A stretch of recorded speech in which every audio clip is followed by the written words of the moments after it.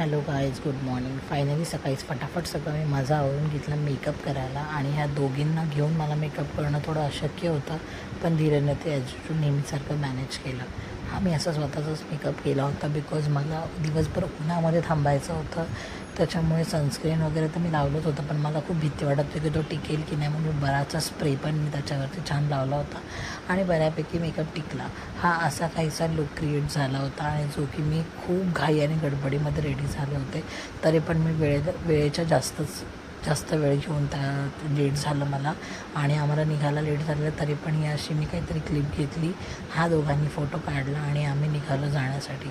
गेल्यानंतर मी पुढे गेली होती धीरेला घेऊन आणि धीरे नंतर पोरींना घेऊन आला. त्याच्यामुळे त्या दोघीजणी आधी घरीच होत्या. नंतर या आल्या डायरेक्ट स्टेजवरती गेला. स्टेजवर ह्या दोघी अशा काहीशा बोलत होत्या. ही आज आमच्या अशी पोज देते आहे.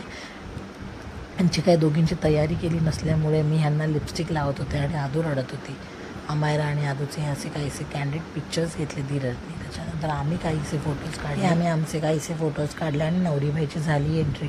छान अशी एंट्री झाल्यानंतर मला माहीत नव्हतं, पण तिने असा डान्स काहीतरी केला होता. मी त्याच्या मागे थांबली होती आणि मी पण स्टेप्स कॉपी केल्या बिकॉज मला तिथे मागे थांबायला सांगितलं होतं.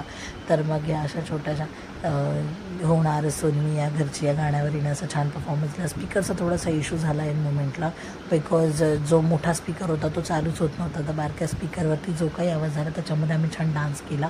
नवरीबाई पण छान एक्सायटेड होऊन असा डान्स करत होती. सगळ्यांनी खूप एन्जॉय केलं. त्याच्यानंतर नवऱ्याची रिॲक्शन घेणं तर जमलं नाही या व्हिडिओमध्ये, पण त्यांनी ते स्टेजवर थांबून हा डान्स बघत होते.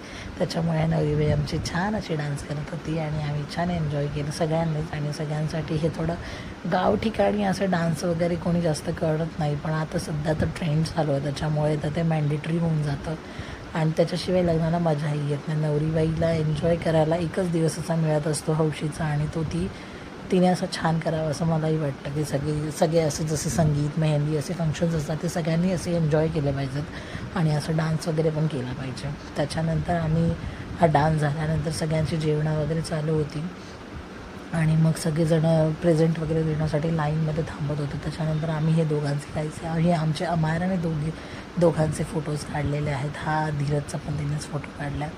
त्याच्यानंतर निघाली आमची नवरीबाई. विदाई सुरू झाली आणि रडायला तर तिला खूप येत होतं, पण तिने खूप कंट्रोल केलं होतं.